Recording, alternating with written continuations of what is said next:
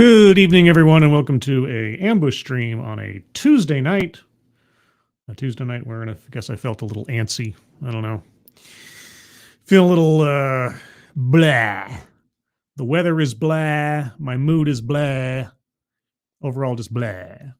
And so, in order to try to dismiss or cast away the gray clouds of ennui, that's what I was looking for, ennui.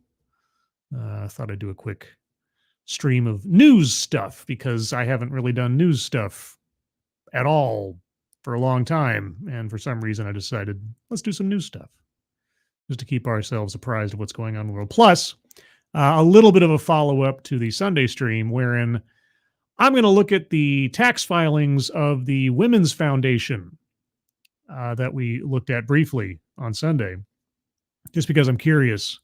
And I don't know how to read tax documents because I'm an idiot and an English major. So perhaps somebody out there, either live or in the future, can interpret what I see for me. So we'll see. But either way, who's joining me on this ambush stream that was not at all broadcast or telegraphed to anybody in particular, except on the Discord server for about 3 seconds. JB, good evening. Simon Willikins, good evening. Blakester, good evening. Bridget, good evening. Urkele Di Stefano, good evening. Resolute Germ, good evening. Donkey Punch, Bandit, good evening. Robert Pincus, good evening. Roasted Opinions, good morning. Good evening. Kiro Soldier, good evening. Cannibalistic Wizard, good evening. And Keldrig, good evening. And anybody else who might be lurking or in the future, good evening. So, I love it when our governmental officials lose their collective minds over things, I guess. It shows that they're human in a way. It also shows that there is more than a little discord in the upper echelons of our country. Classified briefing devolves into shouting as senators fight over border provisions in Ukraine-Israel aid package. Border provisions. Why are there border provisions in Ukraine-Israel aid package? Shouldn't the border be its own thing? I don't know. Let's find out. A classified briefing Tuesday on Ukraine devolved into a shouting match about border security as senators described a tense meeting that did little to break the Senate's stalemate over whether to include tighter immigration policies in the aid package. How about we do immigration policies in its own package? Why are these things like riders on funding foreign wars? The meeting came as Republican senators have warned they are prepared to vote against advancing a more than $100 billion supplemental national security package unless it includes major border policy changes, casting doubt on whether the aid will pass this year. Well, I suppose if you're going to use the leverage of the moral blackmail of funding Ukraine and or Israel to get what you want. I don't endorse the idea, but I guess that's just politics. Senate Majority Leader Chuck Schumer gave his description of what unfolded and said the fight over the border erupted when Minority Leader Mitch McConnell, a Republican from Kentucky, asked GOP Senator James Lankford of Oklahoma to present on the border instead of asking a question about Ukraine to the briefers. Quote, it was immediately hijacked by Leader McConnell. The first question, instead of asking our panelists, he called on Lankford to give a 5-minute talk about the negotiations on border, Schumer said. Then when I brought up the fact that they could do an amendment and have the ability to get something done on the border, they got stuck. They didn't like it, unquote. Schumer added, quote, even one of them was disrespectful and started screaming at one of the generals and challenging him to why they didn't go to the border, unquote. A source in the room told CNN that Arkansas Republican Senator Tom Cotton was shouting. Pressed if he was among those who yelled, Cotton said, quote, I did not let Chuck Schumer get away with lying that Republicans have injected border security into a debate about the supplemental bill, and it was Joe Biden who, sent us the supplemental bill with border provisions in it, unquote. Okay. Quote, he had the misfortune of spreading those lies right after someone handed me a microphone, unquote, Cotton added of Schumer. Cotton also said the briefers, quote, refused to answer any questions about the crisis at the border or what we can do to solve that crisis, even though the briefing was labeled by Chuck Schumer's office as a briefing about the supplemental, unquote. A spokesperson for Cotton said the senator directed his fire at Schumer, not a general in attendance or an administration briefer. Okay, well, isn't this great? GOP Senator Lindsey Graham of South Carolina said that there was tension early on in the room because, quote, nobody talked about the border, unquote. Quote, in case you don't have a television, you would know that most Republicans feel like we need to address the broken border, he said. Well, it is something that we should think about. You know, before sending tons and tons and tons of money overseas to foreign wars, maybe we should deal with our own national security. I mean, maybe that's just me. Maybe when I think about like national security interests, the closest to the vest concern would be our physical boundaries and security thereof before we start sending billions of dollars outwards. Maybe that should be taken care of first in some way, or at least addressed in some meaningful way. Do Democrats not feel that way? Probably. Lankford, one of the lead negotiators on the border policy measures for the national security package, told CNN that the lack of anyone from the Department of Homeland Security at the briefing was an, quote, elephant in the room, unquote. Quote, there was no one there from DHS, Lankford said. Well, would anybody from DHS really help? I mean, if Mayorkas walked in the room, would suddenly everything get better? Quote, it was just obvious, elephant in the room issue of the administration. In their last supplemental request, the second largest element in the supplemental request is for the border. And we had no one there from DHS, and there was apparently no one interested in actually talking about that even. Okay, well, thank you, Valley Girl. I'm also taking off my headphones because for some reason I thought I need my headphones on to read articles. It's just reflex. What can I tell you?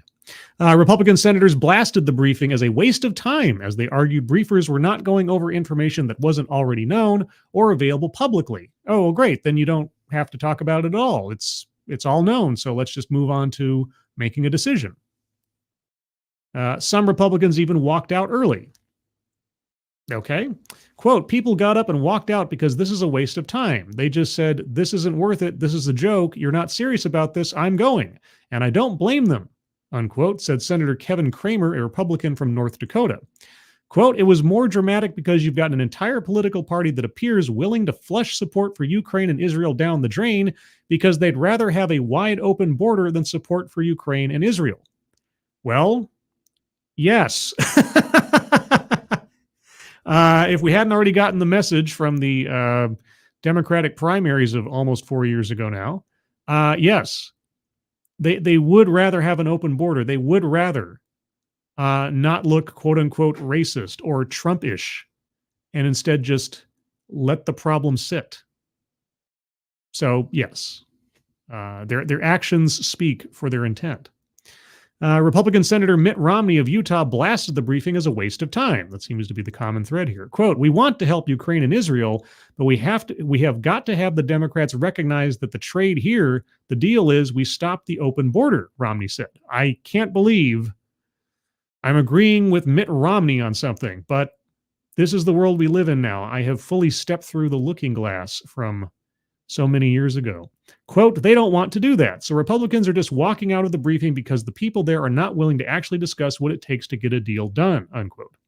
Senator Roger Marshall, a Republican from Kansas, said that his GOP colleagues wanted to focus more on the border during the briefing and are frustrated with the lack of conversation on the topic. Quote, I cannot control Russian President Vladimir Putin. I cannot control what Ukrainian President Volodymyr Zelensky is going to do or not do, but we can control our southern border. Well, conceivably. So let's control the things that we can control, unquote, Marshall said. Schumer is planning to move ahead Wednesday with a procedural vote on the president's supplemental package, despite the fact Republicans have vowed to vote against its advancement. Schumer said earlier Tuesday that Republicans are free to bring up a border security package as an amendment, and if it can get 11 Democratic votes, it can pass, which of course it won't, because the Democrats don't care about the border. They just want to get the supplemental through to give more money to Ukraine to eventually feed off of the residual. Anyway, quote, they have a golden opportunity if they wanted to do border, Schumer said. No. Why don't you want to, quote unquote, do border, Chuck Schumer? Why aren't you concerned about the border? in this giant funding package for foreign wars and national security, you, in my heart of hearts and my hope of hopes, you would be concerned about the border. But you're not. In addition, Zelensky never made his promised appearance by video feed, and several senators say they were not given an explanation as to why he didn't attend. Okay. Senator Mark Warner, a Democrat from Virginia, told reporters after the briefing that, quote, feelings are running high, unquote. No kidding. Quote, feelings are running high, but we're at a historic moment, Warner said. Every day is a historic moment for something. The intelligence assessments have said for months now that Putin thinks he can outweight the West and outweight America. And what I don't understand from some of my friends, are we willing to prove him right? And the historic consequences of abandoning Ukraine at this moment in time would haunt this country for decades. Who would ever trust our alliances again? I hope we can all take a deep breath, unquote. Putin thinks he can outweigh the West and outweigh America. Well, I don't know. I don't know what Putin thinks, but if that is what he thinks, he might look back on what happened the last time that Russia decided to try to outweigh America when it came to our willingness to outspend them into destruction. But that aside, yeah. Okay, well, there you go. What you want to talk about what image we're going to have to our alliances, to our allies and everything. If we cannot even maintain or see to our own border and we throw money down the drain at foreign wars that we didn't start, that we've got nothing to do with except in the extended viewpoint of trying to wear down our mutual enemies or maintain our ideological bases in different parts of the world.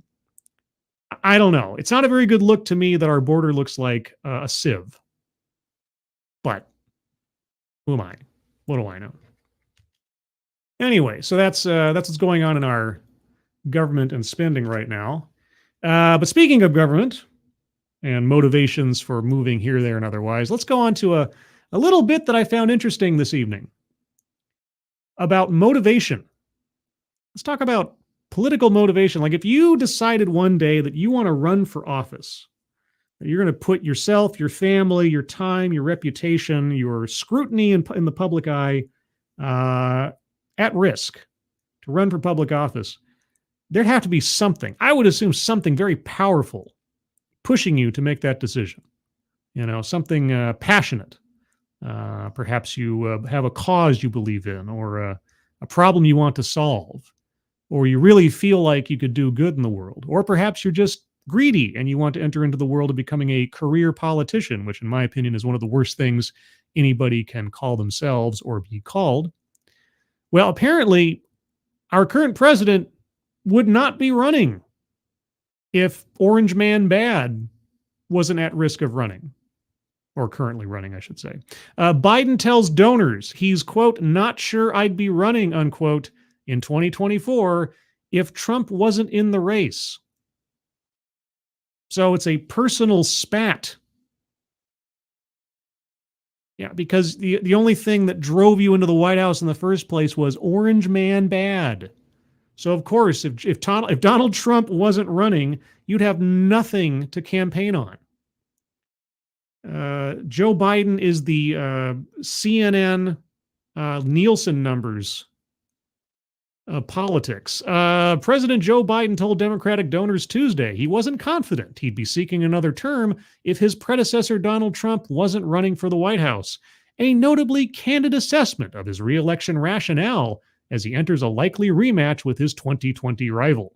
Quote, if Trump wasn't running, I'm not sure I'd be running, unquote, he said, saying Democrats, quote, cannot let him win, unquote. The comment, made during a fundraiser at a private home outside Boston, offered perhaps the starkest rationale to date for Biden's re-election decision-making and, according to sources familiar with the matter, took senior Biden campaign officials and advisors by surprise. Why? It sounds absolutely genuine to me. What other platform does he have to run on? The economy? What, national security? What, his great success in our extraction from Afghanistan? All of his accomplishments in the last 4 years? He's got nothing but Trump to push him with any kind of speed back into the Oval Office. I mean, I appreciate the candor, honestly, because he's being absolutely honest, and it's absolutely true. If Trump was not running, why would anybody vote for him? What does he have going for him?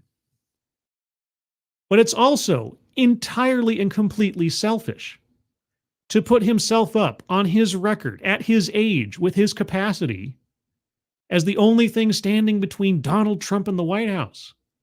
The Democrats don't have anything better to offer? Obviously not, I guess. Holy cats. Alan Thyler, thank you so much for the #1 Samurai Dogcat Fox. Oh, Dogcat Fox. Wowie, wow, wow. That's a Weebo Jones Dogcat Fox. Thank you so much, Alan. Appreciate it. It's very generous of you. Hope you're having a good evening. Also, a few more hellos before I miss everybody. Found. Do you have a counterpart named Loston? I'm funny. Anyway, pardon me.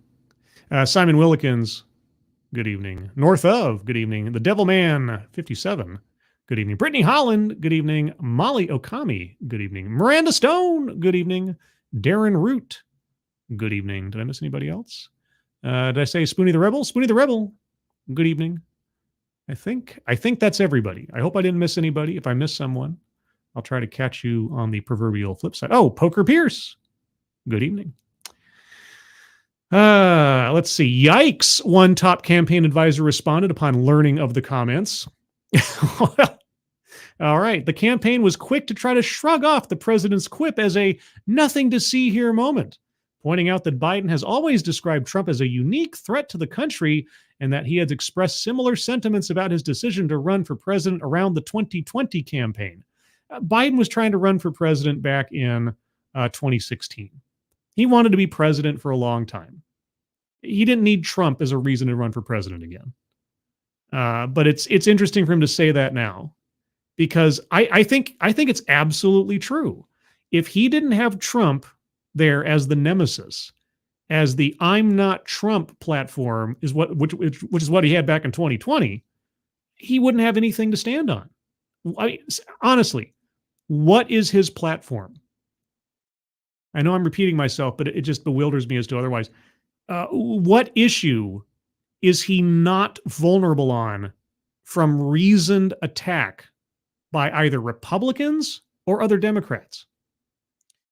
Quote, President Biden said in 2020 he was running to restore the soul of our nation. He got into the race after Trump said what he did after Charlottesville. And he correctly views the former president as a unique threat to our democracy. Delaware Senator Chris Coons, a national co-chair of Biden's 2024 campaign, told CNN, quote, President Biden beat Trump before, and he will do it again, unquote. All right.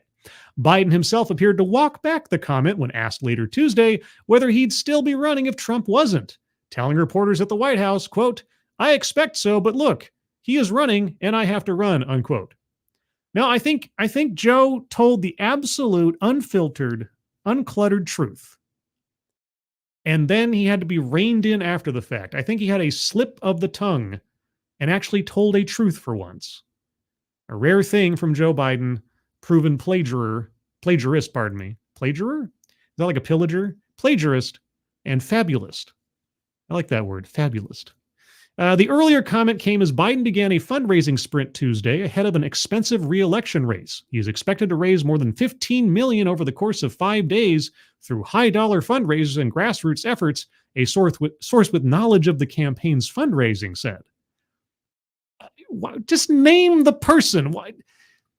Look, I've said this for years now. Unless the person's reputation, their job, their safety, something about whatever it is, the position that they're in is at risk, just tell us who you're talking about. A source with knowledge of the campaign's fundraising set. Well, is that a person on the Biden team? Is that a waiter at one of the fundraising events? I mean, what does that mean? Biden headlined 3 fundraisers in the Boston area Tuesday. Well, hell, he should just ask China for the money. I mean, that's where he got all the rest of the money, right? Anyway, headlined 3 fundraisers in the Boston area Tuesday, the first of 7 events between now and Monday, with more scheduled for later this month. Democratic officials are looking ahead to what some believe could be a $1 billion campaign as Biden works to sell his reelection to a public that, at least for now, appears skeptical. Oh, no, the skepticism will not fade. It might waver here and there a little bit, but it's not going nowhere because everybody's looking at Biden. And I swear, I've said this for last couple of years. If the Biden campaign does not take seriously putting Kamala Harris front and center with Biden everywhere, with an admission, a pragmatic admission that she is running for the presidency just as much as Biden, given his age, given his health, then they are doing not only the Democratic Party a disservice, but the country a disservice because it's just necessary. Biden took on Trump directly in the first of those fundraisers, warning that his predecessor is, quote, telling us what he's going to do. He's making no bones about it, unquote. Yeah, that's called campaigning, Joe. That's called campaigning. In my first 100 days, okay, quote, Trump's not even hiding the ball anymore. He's telling us what he's going to do. He's making no bones about it, unquote, Biden told donors, according to reporters in the room. Why'd you repeat the same line twice? Okay. Biden referenced Trump's recent focus on terminating the Affordable Care Act, which has been a Republican mainstay for years, so shocker, as well as the former president's vermin remark. I don't know that I know the vermin remark, but before I get to that, Derek LaRue, thank you so much, as always, for your support and generosity. Hope you're having a good evening and enjoy the news, as it were. Also, good evening, Oszan. I didn't already miss you there. Okay, so the vermin remark. The former president said in a speech in New Hampshire last month, quote, we will root out the communists, Marxists, fascists, and the radical left thugs that live like vermin within the confines of our country, unquote. And warned that, quote, the real threat is not from the radical right. The real threat is from the radical left, and it's growing every day, unquote. Well, here's the thing. There is a threat from the radical anything in particular. But yes, I think at this point in time, the radical left is probably more of a threat to the culture and cohesion of this country than anything in previous memory. Now, what he means by rooting them out, I'm not quite sure. I would certainly like some details on what he means, because some of the moves made by other politicians, like specifically to get DEI out of colleges or something. I remember Ranting Monkey and I looked over some of the proposals in Florida and read the language in the bills that were on deck at the time. And there was so much ambiguity there as to how these things would be applied or who would be punished and so on, that I wasn't jazzed with it. So interesting rhetoric.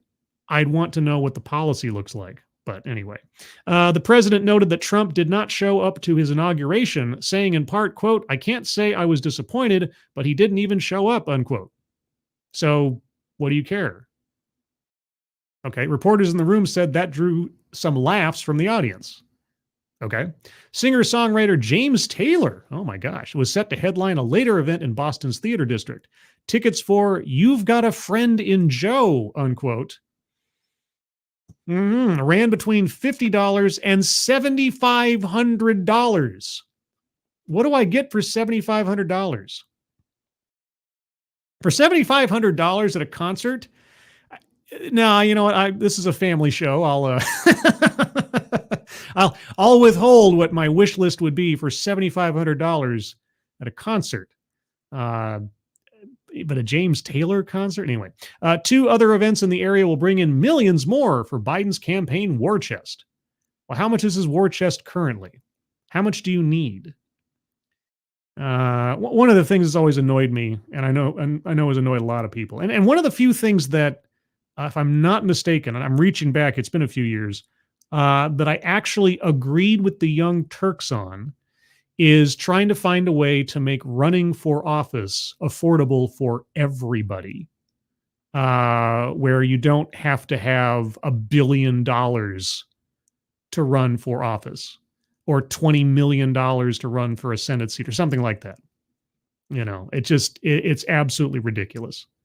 If there's one thing I'd really like to change in this country, and not for the benefit of any particular party, but for everybody, is to make running for office something that anybody could conceivably afford.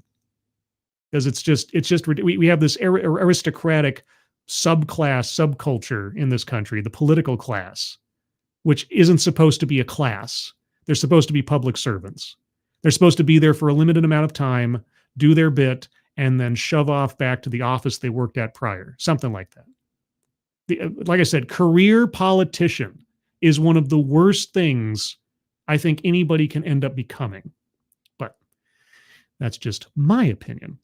Quote, let me be crystal clear. Oh, sorry, I missed a paragraph. Pardon me. Biden also made remarks at the first fundraiser about the hostage negotiations between Israel and Hamas that broke down last week and called for loud condemnation against what he called, quote, the sexual violence of Hamas terrorists, unquote. Well, it's not exactly pushing at a closed door there for most people. Quote, let me be crystal clear. Hamas's refusal to release the remaining young women is what broke this deal and end the pause in the fighting. Everyone still being held hostage by Hamas need to be returned to their families immediately. We're not going to stop, unquote, he said. We as in who? Us? U.S.? What are we doing?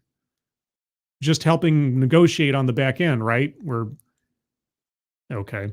The president is making a final push for cash before the end of the month reporting deadline. He'll be in Los Angeles this weekend for a pair of Hollywood fundraisers, including one with a dose of star power from Steven Spielberg, Shonda Rhimes, oh my God, there's a name I haven't heard in a long time, and Rob Reiner, oh boy, good old Rob.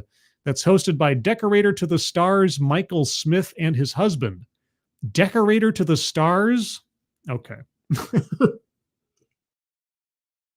Boy, it sounds like Hollywood squares and has-beens.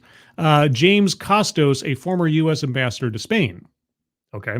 Last quarter, Biden and Democrats reported raising $71 million for his reelection, a solid figure that far outstripped his potential Republican rivals, but lagged behind Presidents Trump and Barack Obama at this point in their reelection. Not surprised there either. Campaign officials say the pace of fundraising has increased. November was the biggest month for grassroots donations since Biden announced re-election in the spring, an official said. So far, the campaign is putting that money to use in television ads, going on the air with a $25 million ad buy to test messaging and try to make an affirmative case for the president's re-election. Some of the ads have aired during key NFL games. Well, the affirmative case for his re-election is, I'm not Trump. He just told us. That's it. That is what's motivating him to run in the first place. Not some issue he wants to solve, not some passion he has for helping the country, but because Trump is running. All right. Biden's re-election effort has set a record for off-year ad spending by an incumbent, according to data from Ad Impact. Okay, with more than $45 million spent on pro-Biden advertising since the start of 2023. Well, he's going to have to, because it sure isn't his charisma or his articulation of the English language in a speech that's going to do it for him. The record investment in early advertising comes from an assortment of groups supporting Biden's reelection. Biden's own campaign, which has spent about $11.3 million, an allied committee with the DNC, which has spent about $5.4 million, a joint fundraising committee, which has spent about $8.2 million, an allied super PAC, which has spent about $19.8 million, plus over $1 million from other smaller groups. How much does that compare to what Trump has spent so far in 2023?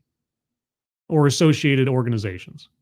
The total so far, over $45 million and climbing, is more than Trump and his allies spent on advertising in 2019, about $36.5 million, and far more than Obama's network spent in 2011, about $7.3 million. And even adjusted for inflation, that's holy cats. With its significantly early investment, Biden's reelection effort has targeted key media markets in familiar battleground states: Pennsylvania, Michigan, Wisconsin, Arizona, Georgia, and Nevada. 4 media markets in particular have attracted a large share of the pro-Biden ad dollars: Atlanta, the top market, where Biden's network has spent about $5.3 million. Philadelphia, where they've spent about $5.1 million. Phoenix, where they've spent about $4.2 million. And Detroit, where they've spent nearly $4 million. Need to get. I thought Joe Biden saved the auto industry. Why would Detroit need to have anything spent on it? They should just be pro-Biden right now, right?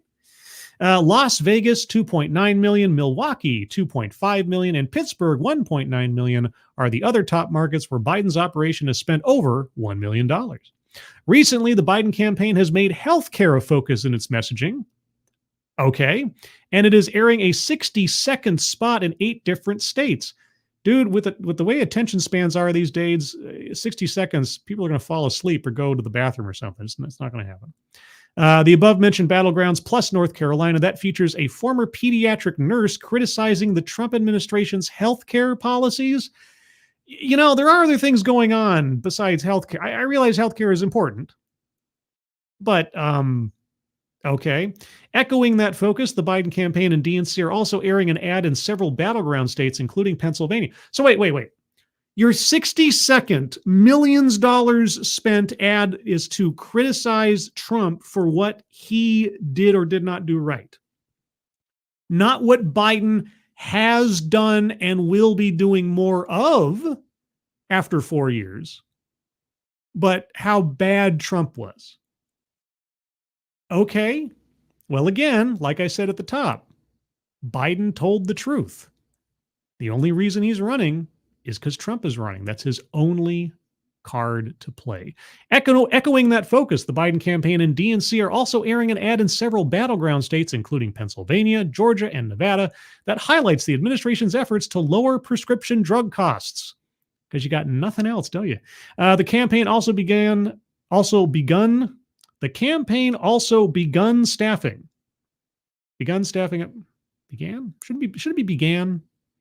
Anyway, up in key early voting states, announcing a state director this week in South Carolina, which will be an early test of Biden's support among black voters.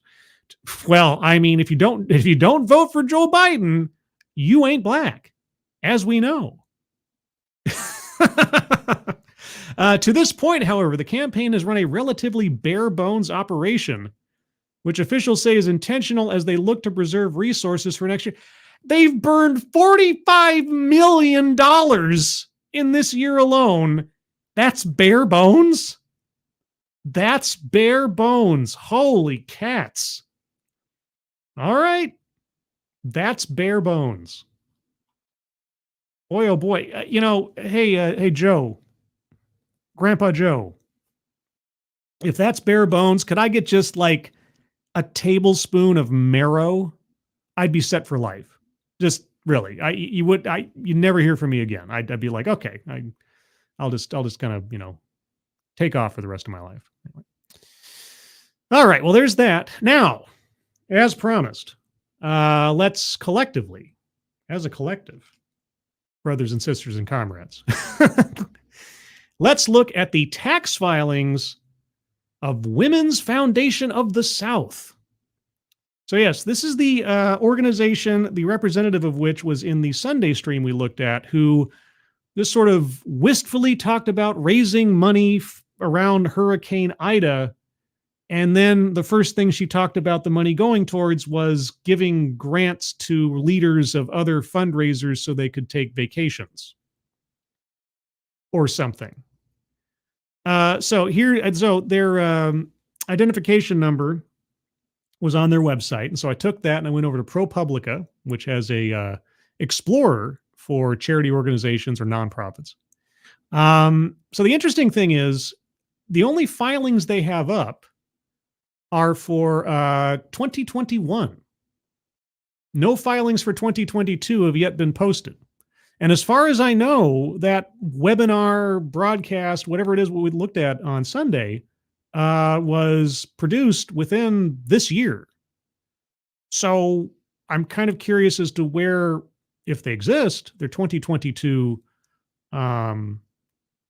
filings are. But just as a preamble to anything that goes on beyond this point, I am not a tax expert. I don't know how to read these documents necessarily correctly or the, gobbledygook therein. So if somebody's looking at this who knows what to look at and knows how to interpret it. If you're in the chat now, by all means, let me know as we go on. If you're watching in the future, a explanatory comment or two would be appreciated if I miss something or misinterpret something. Anyway, so 2021 was their first year of operation, the Women's Foundation of the South. Their revenue for the year was $1.79 million. Their expenses was $708,000. Total assets, $1.17 million. Total liabilities, $84,000. I don't know. That seems like a lot of money for your first year. I mean, that's for a first-time fundraiser. Is that unusual? That seems like a lot of money. Because I was looking at I mentioned this in the Sunday stream, the Open Hand Foundation, which is the subject of much controversy right now, which is run by The Completionist, a YouTuber, a video game YouTuber, and his family. They've been running a charity for many, many, many years, doing Indie Land and golf tournaments and all types of things. And the amount of money that they've brought in over the course of those many, many years has been just over $650,000, at least what they've reported, let's say. So for a brand new charitable organization to rake in $1.79 million in its first year, I mean, they have some really good fundraising going on, I guess. So anyway, so this is designated as a 501c3. Organizations for any of the following purposes: religious, educational, charitable, scientific, literary, testing for public safety, fostering national or international amateur sports competition, or the prevention of cruelty to children or animals. I'm assuming, given how it was explained to us in the stream, that this is falling under the charitable organization category, I'm guessing. So anyway, those are the raw big numbers. $1.79 million in revenue, $708,000 in expenses, total assets $1.17 million, and total liabilities $84.1 thousand. So tax filings by year. Again, so far as I know, they only have the one for 2021. Where's 2022? Don't know. Expenses, net income $1.085 million. Let's see, contributions. $1,791,719. Program services, $0. Investment income, $459. Bond proceeds, $0. Royalties, $0. Rental property income, $0. Net fundraising, $0. Sales of assets, $0. Net inventory sales, $0. Other revenue, $1,300. Notable expenses: executive compensation, $114,000. Professional fundraising fees, $220,000. Other salaries and wages, $62,747. Now, compensation. Here's the thing. Apparently, at least as of 2021, this charity had only 5 employees or 5 members, and 4 of those members, four members, and 3 of those members did not take a salary. So Carmen Randolph, the president and CEO, took a base salary of $95,557 and other, whatever that means, $18,443. So that's the overall summary stuff. Now, again, I don't know if that's unusual. I don't know if that's normal. I don't know if that's explicable, but that's what's on the record. Now, let's take a look at the actual filing document, Form 990. It'll probably have a lot of the same information, but I just wanted to look at a couple of things. All right, so this is Form 990 from 2021. Contributions and grants. Now, when I read that, I'm assuming that means what they were given, right? What people donated, and that's the amount that was donated to them. $1,791,719. Investment income, $459. Other revenue, $1,300. Grants and similar amounts paid.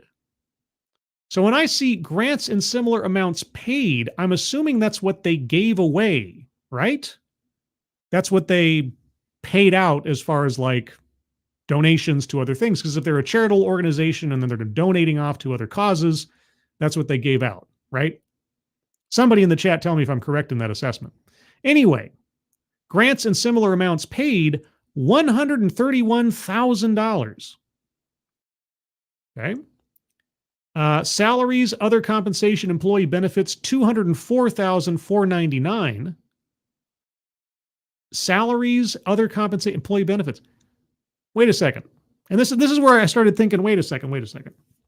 On the summary, it said that of all the people employed in this organization, the 4 people that are listed, only 1 took a salary and everybody else took zeros. And the one person who took a salary had an amount for their compensation that was $95,000 plus $18,000 in general terms, rounding the numbers. So that tells me it's something to the effect of what? $113,000, if I'm not completely off base there. So $204,000 were salaries? Okay. Professional fundraising fees, I have no idea what that means, $220,000. So again, if I'm reading this right, okay, so our other expenses, $152,000, total expenses, $708,000. So if I'm reading this correctly, they gave away $131,000, but spent on themselves and operations upwards of $600,000. Am I getting that right? I don't know. It just, again, I am not an accountant. I don't know if there's something goofy going on here. English major, not a math major. Yeah, so going down a bit, there was a page about the employees or whatever, the members of said. Yeah, here we go. Okay, officers, directors, trustees, key employees, and highest compensated employees. Again, we got 1, 2, 3, 4 people. 3 people. We have Charisse West Scantlebury, who's the chairperson, Gladys K. Washington, who's the secretary, Kieta Mutepa, I'm probably mispronouncing that, treasurer, and then lastly, Carmen Randolph, president and CEO. Each one of them, the first 3 just basically reported present effectively, while Carmen Randolph reported a 40-hour work week. So the first 3 are just sort of, figureheads, I suppose, functionaries. And then you have Carmen Randolph, who is the one really compensated employee. And again, she got $95,557 in reportable compensation and then $18,443 of other compensation, whatever that means. And those are the only employees and officers listed. 4 people. 3 take no money, 1 person takes money. And yet again, not knowing exactly how this math works, the salaries and other compensation employee benefits was $204,499. So I don't know where the rest of that 100,000 some odd dollars went, or just slightly less than $100,000 went if the only person paid out of this organization took just about over $113,000. So, yeah. Moving on. Let's see. Okay, grants and other assistance to domestic organizations and domestic governments, $131,000. So they took in $1.7 million in 2021, but only donated $131,000? It seems like an awfully small portion. By the way, I've got links to all this stuff in the description, so if anybody wants to take a look for themselves or see if there's anything. Again, let me just be clear. I don't know if there's anything suspicious about any of this. I've never been a fundraiser. I'm not a tax expert. I don't know. But the proportions of money being spent on things that aren't giving money away to charity seem, well, out of proportion to me, but I don't know. Let's see. Savings and temporary cash investments. Beginning of year, $3,109. End of year, $664,407. Pledges and grants receivable net, $499,631. Total assets. So at the end of the year, their total assets were $1,172,341. Accounts payable, grants payable, deferred revenue. So yeah. Now I don't know if there was a page somewhere. Let me check real quick to make sure I'm not missing something, because there was a page somewhere of I think showing what who they got money from specifically. I don't know if I have access to that here. I might not. Yeah, I don't think I do necessarily. Let me check the other. There's just so many schedules: Schedule A, Schedule B, Schedule this, that, and the other. Let's see. I'm looking on another tab. Sorry. I'm going to save you having me scrolling through everything. If I find it, I will pop it up. And if I don't, then I won't. That's a lot of blank pages. Schedule D, Schedule G. We don't have a Schedule C. Maybe there's not a Schedule C. Oh, okay, here we go. This explains at least part of it, I guess. Let's see. So for fundraising costs, they gave the $220,000 in fundraising went to the Bridge Philanthropic Consulting, fundraising strategy and planning. So they spent $220,000 on fundraising strategy, and they gave away $131,000, I guess. Again, I don't know if I'm reading that correctly. I could be wrong about how much they gave out in the year. And the last schedule on here, there were no committees. Okay, so I guess that doesn't really apply. So anyway, there you go. And again, as far as I can tell, unless I'm missing something or ProPublica doesn't have access to it for some reason, let's put it this way: I did not find on here a filing for 2022. Just for 2021, their opening year. So anyway, there's that. And I don't know if it's interesting. I don't know if it's abnormal. I don't know if there's anything odd going on. But again, let me reiterate, my curiosity, my suspicion was aroused, amongst other things, last Sunday when one of the employees, at least current employees,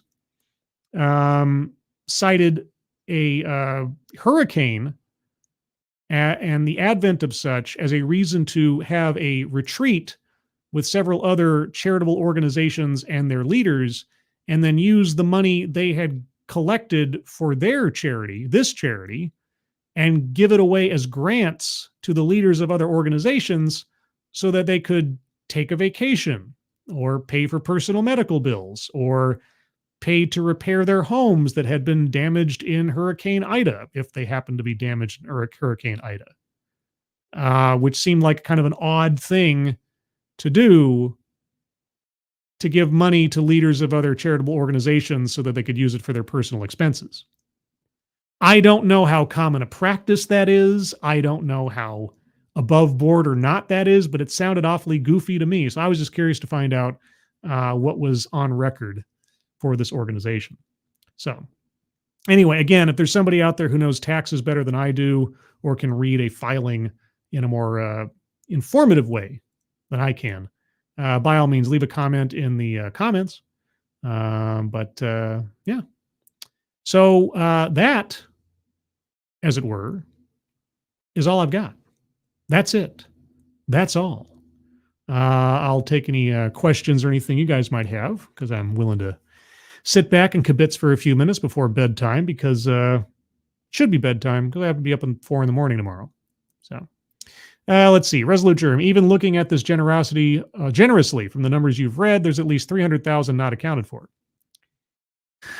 Again, yeah, I mean, and I didn't realize this until, many, many years later. when I started filing taxes, is that the things like this only report what they report. It's not a full accounting of right what their expenditures are or anything. There's not like they filed other receipts or something. So if there is anything off about the numbers, there might be a reasonable explanation that's just not there. But I don't know. Let's see. Roasted opinions. Interesting. Only one contributor line listed, information and amount restricted. Yeah, like I say, I don't know. Very odd. Rotten Corpse. Good evening. Let's see. Simon Wilkins, meaning they get a tax break in exchange for not criticizing the government, if I understand things correctly. I don't know. I don't know what that means. Let's see. Roasted Opinions. BPC specializes in fundraising from and for BIPOC communities and organizations. Well, that seems to be in line with the motivations and goals of the organization as described to us in the Sunday stream. So makes sense. $220,000. Holy cow. Seriously, I mean, like, what do you get for that? What do you get for $220,000 in consulting fees for a brand new charitable organization? Like, that was their first year. Again, their very first year, $1.7 million taken in. That's a lot of money. Keeverdam, sorry I'm so late. I'm SSSS, sadly still second shift. Okay, I'm glad that wasn't some reference to a sort of super organization of Germanic peoples from 70 some odd years ago. Okay, good. Well, I'm sorry you're on the second shift. Still, sadly, second shift. But nice to see you, Keeverdam. Also, I forgot to mention at the top of the chat box are several GoFundMe's fundraisers up there. I've had to consolidate. I had to remove, for this, at least was one broadcast, I should say, I had to remove Angry Illinoisians. So I'm running out of room. Twisted Skipster, a longtime viewer of the show and the channel, as a fundraiser up there on the top. Just needs some help with some upcoming, I believe, holiday stuff because of Social Security insurance not kicking in as necessary. So if you have a couple of bucks to spare, please take a look at that one, as well as the others up there for James Colley, Grisella, and Maddie. They could all use a little help if you have the opportunity. If you can't donate, that's fine. But if you can share those out on social media, that would be appreciated. So thank you ahead of time. Let's see. Anything else from anybody else before I wrap this puppy up? Roan Hirushin. Good evening. I don't know if I missed you earlier. Yeah, so there you go. A little news, little taxes, the really exciting stuff of the world. But I find the Biden admission of purpose the most interesting, I think. It's absolutely true and says a lot about what is really going to be going on in this upcoming race. What does Biden have to stand on after 4 years? What planks make up his platform as an incumbent after 4 years? Because he's running against Trump, and I know that they will, because I've seen it before, they will play off of Trump and stay away from having to talk about his record, his popularity, his numbers, his age, his capabilities. And certainly it seems like they're not going to address the fact that for all intents and purposes, Kamala Harris is running for president of the United States. If they keep her in the background, if they downplay her presence or just have her there as the figurehead or whatever else again, I tell you, whether you're Democrat, Republican, or otherwise, that should worry you. Because if Kamala Harris is not prepared and is not being prepared by the DNC and by the Biden campaign to become the president of the United States at the drop of a hat at this point, that is a recipe for further disaster. But I suppose we'll find out as it goes, when it goes. Ron Harushan asks, Scribelight, will you be streaming this Friday? I don't plan on it. But then, this was an ambush stream. Is something happening this Friday? Is there some reason I should be streaming? I'll be doing the TED Excellence, of course, on Thursday night at 6 p.m. Pacific, 9 p.m. Eastern. But as far as Friday, I don't have any plans to stream on Friday. Again, unless you know of something I don't. Rotten Corpse, should I add a little weight for my next set of squats, Scribe? Only as much as you feel safe in doing so. And when you do it gradually, 2 pounds. Just, 2 extra pounds, like 1 on either side, or if you really want to, 4 total. But I always think that gradual incremental increases is far more beneficial. You build yourself up. Don't try to rush it. The slow and steady wins the proverbial race. Ron Harushin. Oh, okay. Apologize. I wanted a birthday. Oh, well, I don't know if I do a stream just for. I'll keep it in mind. But if I don't, remind me on Sunday, and I will attempt it. If you're there Sunday morning. All right. So pre-happy. Oh well, or just on the chance that I do miss it.